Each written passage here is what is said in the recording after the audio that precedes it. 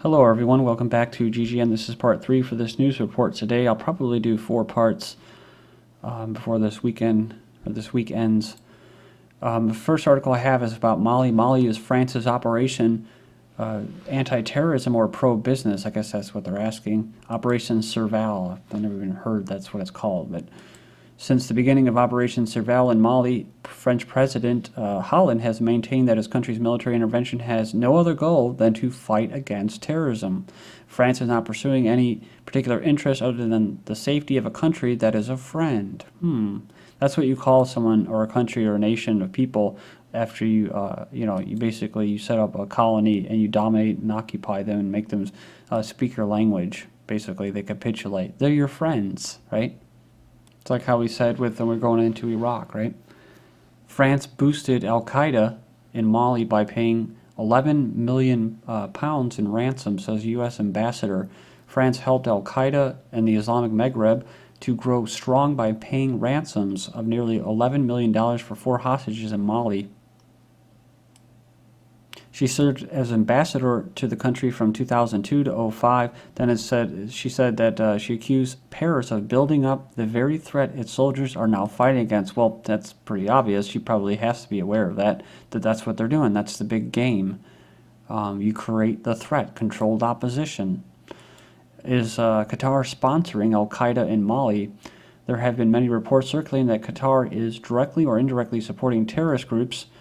So let me get this down here. In Mali, having asserted its influence in the rest of North Africa, but there would be no logical reason for Qatar to be involved or gain in meddling in Mali's affairs. Well, we know they're in Syria's because they want to get a pipeline, a natural gas pipeline, to compete with. I've never heard of this before. I've never seen any articles about Qatar being related to Mali, but we'll see, right? You go in there, links will be posted. 500 EU troops due in Malian capital to back up French war. So according to reports, the European Union training mission for Mali will arrive in Bamako later on Friday. Military sessions will be held northeast of the city. So 500 European Union troops are due in the Malian capital to back up France in its war in the Western African country. So the EU foreign ministers said here that they're launching a $16 million military operation to train and restructure the West African country's army. That's right. We talked about that before, about how they wanted the EU and NATO and that they wanted to get something going here with rebuilding the forces. They weren't going to pay for it. And then we saw the other article, the U.S. said they were willing to pay for it. So the U.S. is paying for the European Union's army in Mali. 30-year CIA vet talks false flag at Brookings Institute. So this Bruce Rydell is a 30-year CIA veteran and current Brookings Senior Fellow. In his article, Algeria, Complex Ally in the War Against al-Qaeda, he gives a description of the Algerian Counterterrorism Unit, DRS, and its methods. It's known for its tactic of infiltrating terrorist groups, creating false flag terrorists, and try to control them. He writes, rumors have associated the DRS in the past with the Malian warlord, Ghali, head of Ansar al-Din's al-Qaeda in the Maghreb ally in Mali, and even with this Belmokhtar, the al-Qaeda terrorist who engineered the attack on natural gas plant, was again tied to Afghanistan and tied and trade by the CIA. Here the CIA vet admits that the Algerian intelligence agency is in the business of creating false flag terrorists and that the agency is rumored to have ties to terrorist attacks in northern Africa. Said the statement is quite interesting as the concept of false flag is usually labeled as some outrageous conspiracy theory. Said we also are aware of the fact that the Brookings institution is one of the think tanks that warmed the idea of using false flag attacks to attain public support, i.e. humanitarian, for an invasion of Iran, of course, and regime change in Syria, which they're doing. That's why the U.S. in that video in Tarpley was talking about that they just, hell no, we don't want any compromise, from the rebels. We want full regime change because they're going according to a Brookings publication, step by step. In a 2009 paper, the authors openly contemplate a possible provocation to escalate things to the point of armed conflict. They're talking about which path to Persia, which we've covered this before about Iran. And they talk about all the different scenarios that might play out. But it said, however, since it would be up to Iran to make the provocation move, the U.S. would never know for sure when it would get the requisite Iranian provocation. In fact, it might never come at all. Yeah, I'm not sure if you guys remember this video that was going around. Patrick Clausen, the think tank's director of research, if Iranians aren't going to compromise, it would be best if somebody else started the war. So yeah, Israeli lobbyists, we need a false flag to start the war. Pretty sick. But this before and after image of Afghanistan is hard to bear. This image of Afghanistan might be hard to wrap your head around, it says, but it's totally accurate. Prior to 3+ decades of war, Afghanistan, and it says here, in Kabul in particular, had a pretty solid setup, one that Westerners would often visit. Sound familiar, right? Like, could be Libya, could be Syria, probably even Iraq. Sadly, the image on the right is likely to remain a reality for the foreseeable future. Taken by the amateur photography in 1960s, 2 women are his daughters. It says Afghan women, even the most, don't bear arms or legs in public. This and other pictures show Westerners and Afghans in Western-style clothing, clean streets, buildings without any bullet holes. So there you go. There's a picture. It's pretty crazy, isn't it? There's no trees, just no little water fountain, and no people.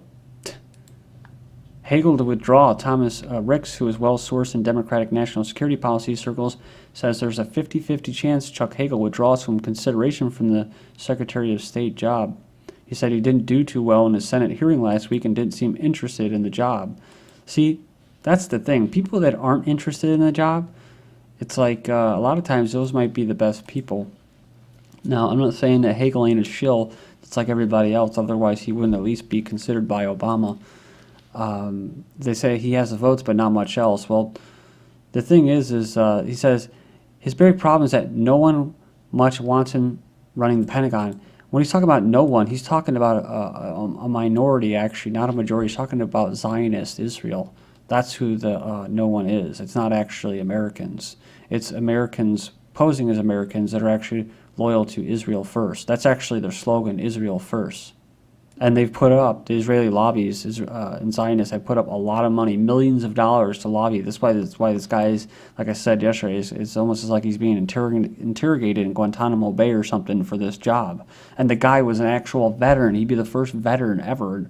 So, but no, they want douchebags like John Kerry and George Bush who dodge, dodge the draft and who just really aren't really warriors in that. So, trust fund babies and what is it, blue bloods.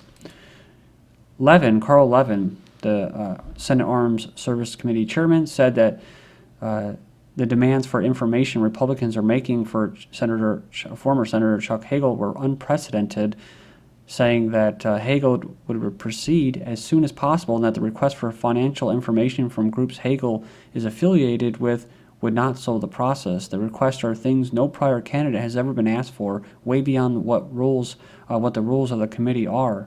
He has provided all the financial information that was required. So this is part of the leaner army that we've been talking about with drones and special forces. The Pentagon eyes quick strike forces across the planet. Panetta downplays lack of troops in Benghazi, but moves for global capabilities. So speaking to Congress, Panetta downplayed the military's lack of troops in Benghazi during the September consulate attack, insisting the military is not a global 9/11 service. I love that quote. That can't be anywhere within minutes across the planet. You know, my thing is like most intelligence agencies are probably interconnected. Is everybody in on it? Does everybody know? Like, I hear people say, well, how could everybody be in on it? Well, they're not. You got people that are in skull and bones like John Kerry. I mean, if you haven't seen that movie, The Good Shepherd or whatever, with Matt Damon about the CIA in the early days, it'll tell you everything about it. The people that are in strategic positions have a death oath, an oath, right, to the death. So it doesn't have anything to do with freaking Constitution or loyalty to the American people. So it's not just the intelligence, it's special forces, interconnected. I don't think there's any real sovereign nations left. I mean, Iceland seems kind of weird. There's some resistance down in South America, but for the most part, the planet has been dominated. They've been dominated. Nations of people, indigenous, just whatever, regular people have been dominated and have capitulated to this global elite, to this global power. Finally, they've dominated everything. There's nothing else to really dominate. Just take the resources. And before you go in there and just start taking resources and killing people, get in the way, you got to go in there and kill some people prior and hire some terrorists and stuff like that and say, well, see, you know, it's a humanitarian crisis. We better go in there and save them. So they need these special forces for this type thing, for extraction of resources, quick strikes and stuff like that, because they know wherever they're going to go, this global, see, we've already been the global 9/11 service for so long, not really in a sense of being good, but actually just for the global corporations and an interest, international interest of dominating and exploiting countries and people. People are pissed off, like drone strikes in Pakistan. This global 9/11 service has just pissed the world off at America, and we don't really have much say in it at all. So now when they go in there, they're going to have these quick strike special forces because they can't occupy places. Well, they can, but they don't want to do that anymore. It's all about the illusion of soft power, you know, of helping humanitarian aid. Jets roar over Pacific skies as U.S. military gathers allies and drills to keep ahead of China. So fighter jets from the U.S. and two key allies roared in the western Pacific skies in the combat phase of annual exercises that have gained importance as the region responds to the rise of China and other potential threats. So China's economy booming is a threat. So see, that's how you know something is just effed up, when other people can't prosper and you can't just leave them alone, right? It's all about interest. And the only reason is because there's an East Bloc and there's a West Bloc, right? And trading, and it's all run by the same damn people who set up both systems to compete with each other, and neither of them are free. New Russian citizens to get call up for military service. Russian government has approved a bill that allows male immigrants under 27 to be called up for military service once they receive citizenship, even if they have already served in their country of origin. So it sucks for them. Chinese military leaders calling for enhancing combat preparedness. So it goes on here, says the Chinese leader called for expanding and deepening the military combat preparedness in his tour. And I keep saying this, I think it's more of a you know, just threats and talk and stuff like that. Like I said, I think most of the hot wars are gone. You know, I don't really fear nuclear age or anything like that. It says here, China's one. The thing I fear is like I said 3 years ago when I started GGN, is we are the terrorists, and that's how people have to see it. And when they come to completely dominate and strip whatever they can get from us, people start to actually fight back because they have no other choice when they're backed in a quarter. Is to at least defend themselves. That's what the strike teams are for. That's what the war on terror is for. It's all for us. I mean, you might see like Israeli Mossad or MI6 or whatever, or some kind of Chinese special forces or something working along with like EU and NATO troops inside America, shooting Americans. China's one-child policy creates wimpy military recruits. This is what we talked about. While China's military prowess has long been a source of concern for other nations, there are signs that it's not well within the armed forces. So it goes on here and it says that uses, it's kind of a crappy example of these troops that basically had racked up gambling debts. They stole some weapons, went out to try to rob a bank to become solvent again. But they should have just used one of the quotes from one of the generals that I saw a couple of years ago, which is basically they're a bunch of spoiled, pampered brats, and they can't even go through physical training. The incident revealed some serious problems, including a low sense of morale among military personnel and the lax oversight structure. These pampered children born after 1979 began quitting the military for all sorts of frivolous reasons. I don't want to get a tan, and I hate military quarters with no air conditioning, were among excuses cited. Good news, I guess, if they are going to come over here and try to shoot Americans along with Marines and NATO and stuff. Restricted U.S. Army training reconnaissance, troop, and below urban operations. So pretty creepy stuff. And this little guy was distributed, authorized to the U.S. government agencies and contractors. And it's talking about urban-specific tasks for stability operations and civil support operations. We're talking about civil unrest and stuff. And pretty creepy stuff. Female search area. There's no male search area. I guess they just pop them in the head or something like that. Kill all the males. Holding areas, checkpoints to tell you how they set it up. Roadblocks, how they're going to take over a town. Because most towns are the same, right? They got a little town square and stuff like that.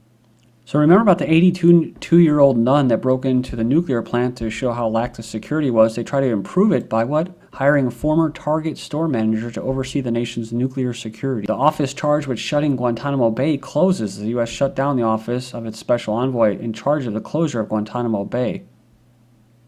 I guess I'll just stop here. When we come back, we'll continue with these drones, and I'll finish up with other news that I have kind of stacked up for the week. This is GGN on Darko. Thank you.